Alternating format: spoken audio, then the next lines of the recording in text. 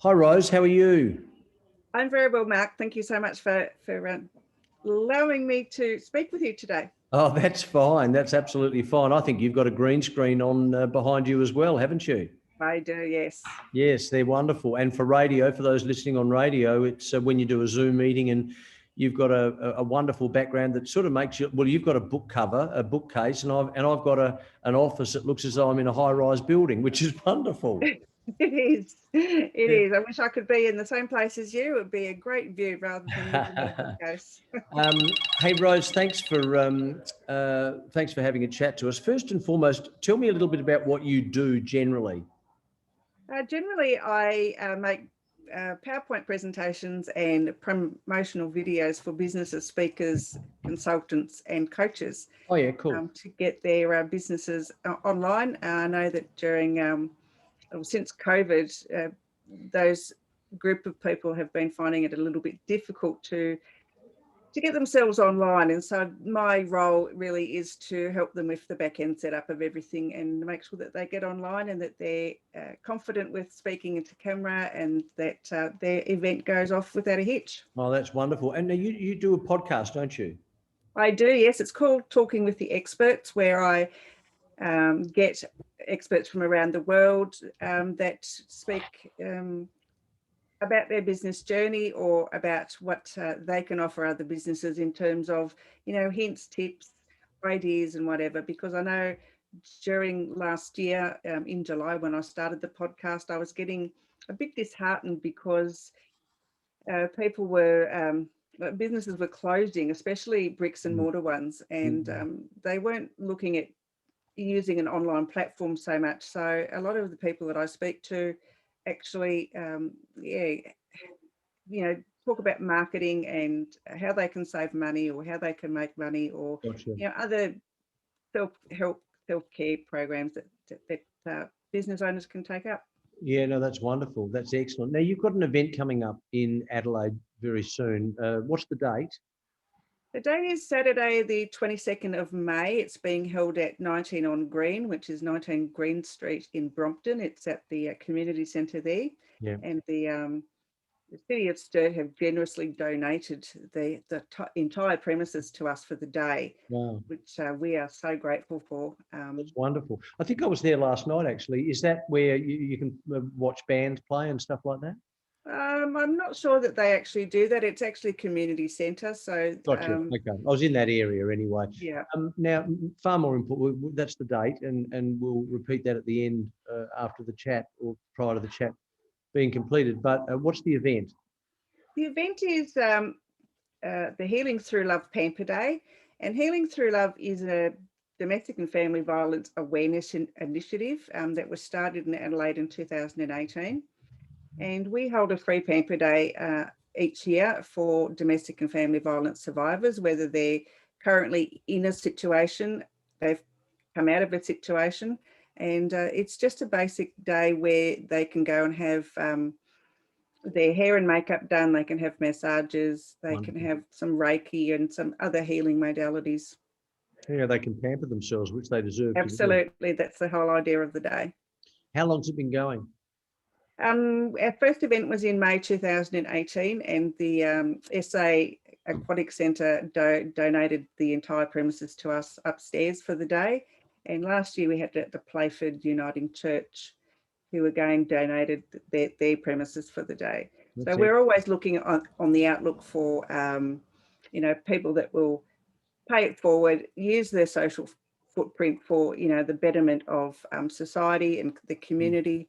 And, each year we look for places that will donate a premises for the day.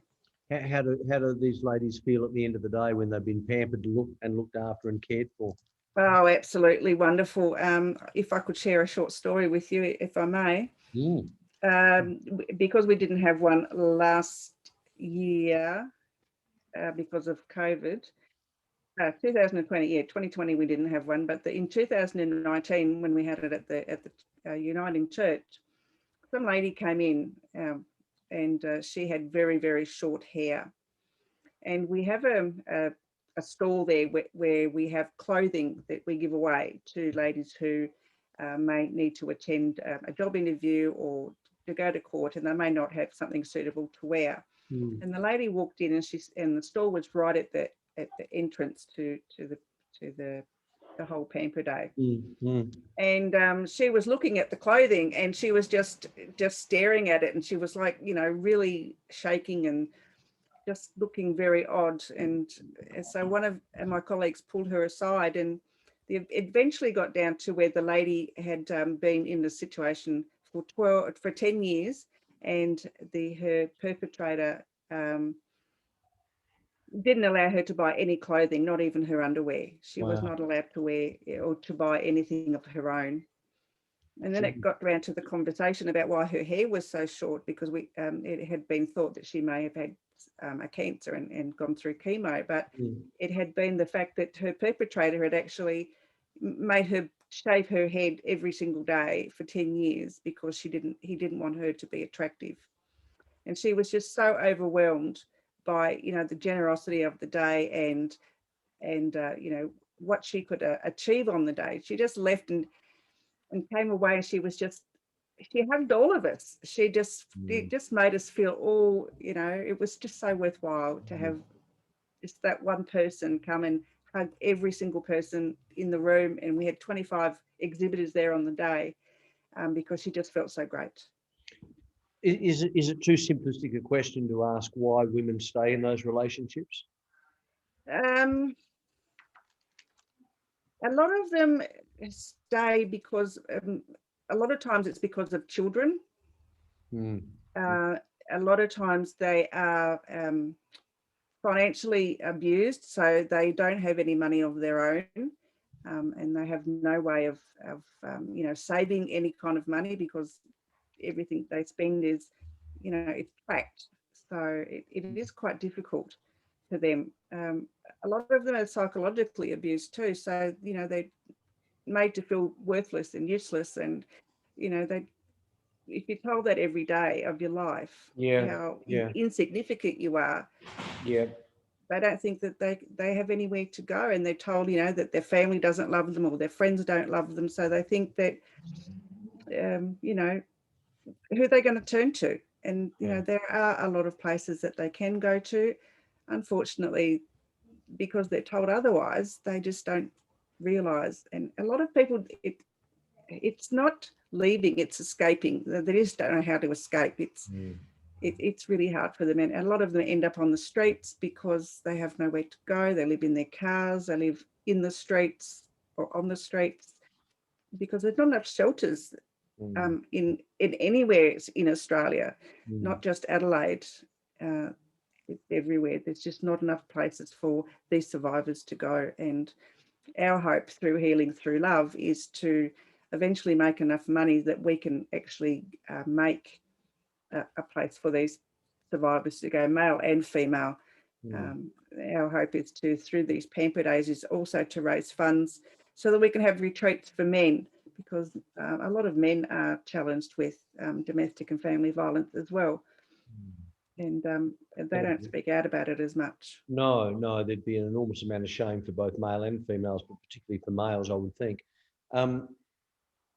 Is a woman who gets involved in a relationship like this and it completely turns around and it's just horrible, has there been any research done on whether or not in the first instance they are women who are or lack self-confidence and have low self-esteem, or can it happen to women who are extremely confident, have a very good job, and I guess I hate to use the word average, but they're just the average, good working, hard working woman?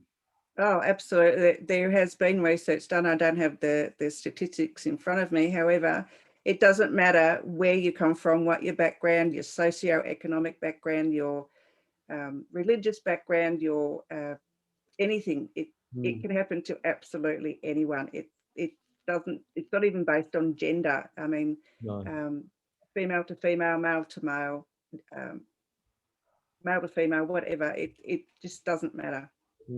What does it say about the person, the perpetrator? Well, it means that they obviously aren't a very nice person. Sometimes they come from a place of That's all they know. Yeah. They've grown up with it. But they're, they themselves, I think, have issues around control. A lot of it's control.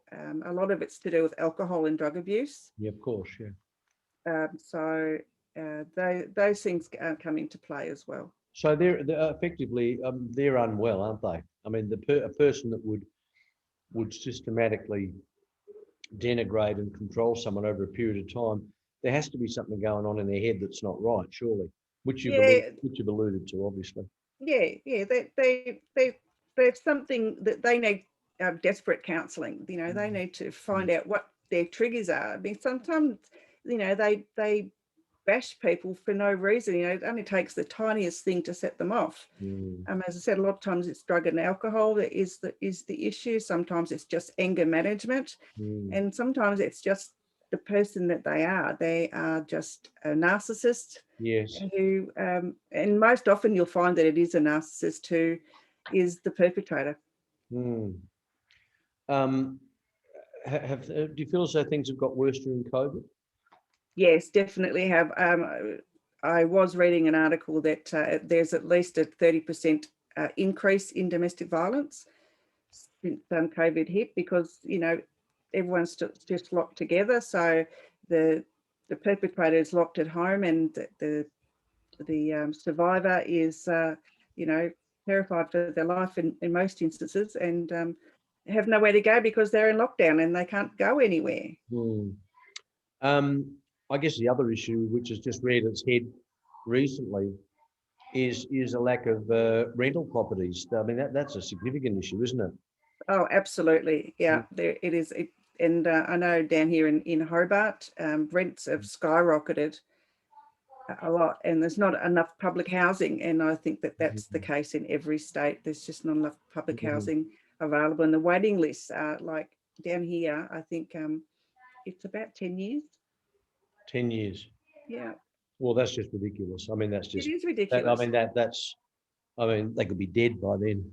Absolutely. Yeah. And, a lot of governments, not that they don't care, they just don't have the resources. I mean, they've got limited funds as well, but it takes a community to get together and make these things more openly acknowledged, and to work together to make things better. It's not just one person. It takes a community. Are they living in their cars? A lot of them, yeah, a lot of them, and with their children. Of course, yeah. So they take the opportunity to escape, and then they end up sleeping in their cars because they have nowhere to go. I know down here in Hobart, there are quite a few hundred people living in their cars with their children who've escaped domestic violence. From a law point of view, I'm not sure whether you're qualified to talk about this or not, but I mean, from a litigious point of view, well, that's not the right word. From a law point of view, what rights does the victim have, and how can how effective is the law to protecting them? Well, I'm not sure on a state by state. I know South Australia has some fairly strict laws. They came into force before I left, and I'm not sure about the laws down here. I haven't kept up with those, but I know that the law isn't strong enough as far as restraining orders and so forth are concerned. There's still some work to be done, because the perpetrator can still break those laws and still get out on bail and still do all those things and go back and stalk the survivor. And a lot of these men, women, children are living in fear of their life. I mean, we've only got last year when that woman and her 3 children were burnt to death in the car, and those things happen. Yeah, and they don't, and they're not done by someone who's normal and sane and thinking clearly. I mean, clearly that's a major issue, obviously. Just touching on the fact that it's not just male and not just female. I mean, some males are are also in that same position. That's fascinating to me. I mean, it's sad, but it's fascinating. Yeah, you know, women can be the major breadwinner in the family and control all the finances. Yeah, the power. You know, they can, you know, be narcissistic as well. I mean, that's not gender specific either. Mm. You know, they can be manipulative. They can be, you know, psychologically damaging to their male partners, and they can also be physically damaging to their male partners, you know, scratches, hits, whatever, throwing objects at them. You know, it just doesn't, but men won't report it because, you know, it is shameful for them, you Yeah, know. yeah, They're yeah. supposed to be the males. And unfortunately, you know, a lot of women have grown up in an environment where that was probably the norm in where they came from. And conversely, with males, as I said before, you know, they may have grown up in that sort of environment, and um, yeah, I don't know, I don't know. Something has to be done about it, and I don't know how, who, why. I mean, I would love to just go on a platform and be a politician just on that platform Mm. if I could, but you know, that's just not the only thing there is to worry about. But you know, for No, me, it's because I'm a survivor myself. mm. It you know, it's very dear to me that this problem has got to be stamped out somehow. Well, how did you survive? How did you get out? I left. I just left. I just, well, I told him to leave actually. I just said, get out. You know, you don't belong in my house. Just And get that out. how did Because, that play out? well, it didn't play out very well because we had two children together. He used to stalk me a lot. He'd follow me, you know, to work. He'd follow me home from work. It wasn't very pleasant, I must say, but um, I was mentally strong, even though I had mental health issues, but weren't caused by the domestic abuse. It was Mm. just, but I was mentally strong in other ways. So you know, just made a point of just not allowing him in the house, and as much as he wanted me to feel sorry for him, and sometimes I did, I just didn't let it get to me too much. Did you pick up on any of this in the early stages of the relationship? No, I didn't. No. Um, So it was a it gradual came thing. about when I was pregnant with my second child, and I found some articles of clothing in the house that didn't belong to me. And so I had worked out that he was manipulating me financially and emotionally. And I sort of, I actually did work that out of at the end, but Mm. it took a long time when we'd been together as a couple for, you know, 8 years or something, and married for 3 or 4. So it took me a long time. It, Mm. I mean, I didn't want to marry him, um, but I thought, well, I paid for my own wedding and I paid for my own honeymoon. So I thought, yeah, well, I'd invested the money, I might as well go ahead with it. And Mm. much to my regret. I would have thought the alarm bells might have rung a bit then too. Oh, they did, but I was just too silly. You know, Mm. I was just silly. How long ago was that? How long ago did you escape? Oh, I've been with my current husband now for 30 odd years, so it was quite a while ago. Oh, wow. And can you remember how you felt about 12 months after it all happened and you were free? Yeah, I felt relieved. It was a relief. It was I could be my own person and do my own things, and I didn't have to, you know, really, because he was quite a child, and it was like me trying to be his mother, and I was having 3 children in the house rather than 2. Mm. Yeah, that can't last. So, Rose, let's get back to this event, the date again. It's the 22nd of May. It's a Saturday, at the 19 on Green in Brompton. And it's called, The Healing Through Love Pamper Day. yep.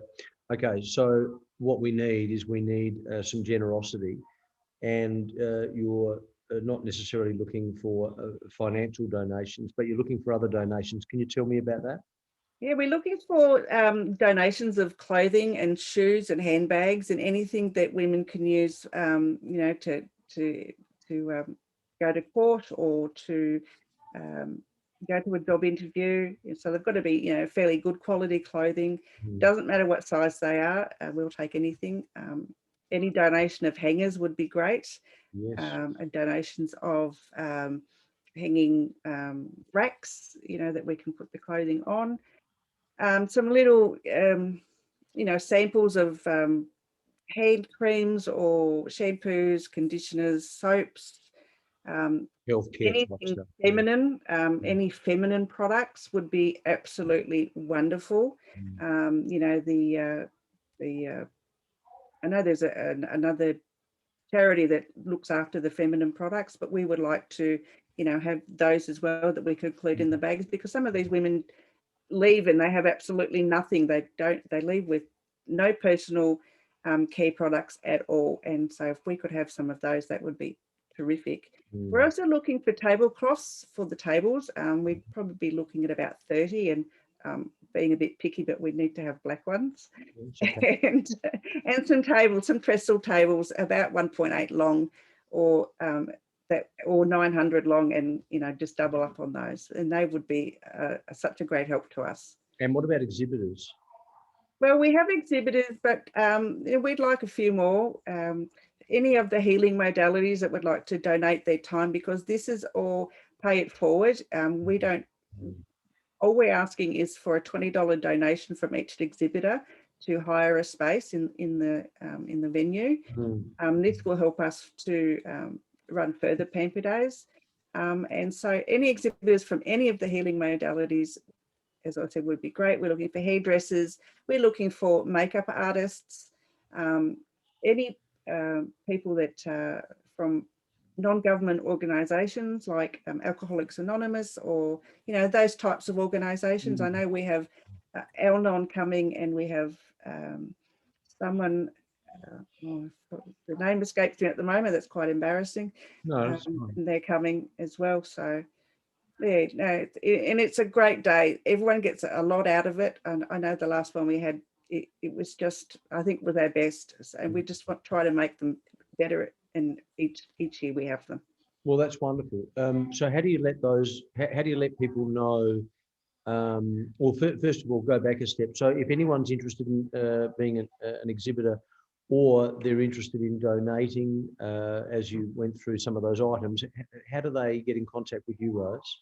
They can get in contact with me through our email address, which is htladelaide@gmail.com. Okay, good. And in terms of letting people know, I presume that over the last couple of years you've had a few regulars come back. It would be important, obviously, to let this event know. So it would be good. I mean, obviously, I'm doing this for you, but it would be good if one of the media organisations, or all of them indeed, were able to do a story on it, or perhaps do a similar interview with you, or something like that, or perhaps the Adelaide Advertiser, or in Daily. That's the sort of thing you're after, yeah?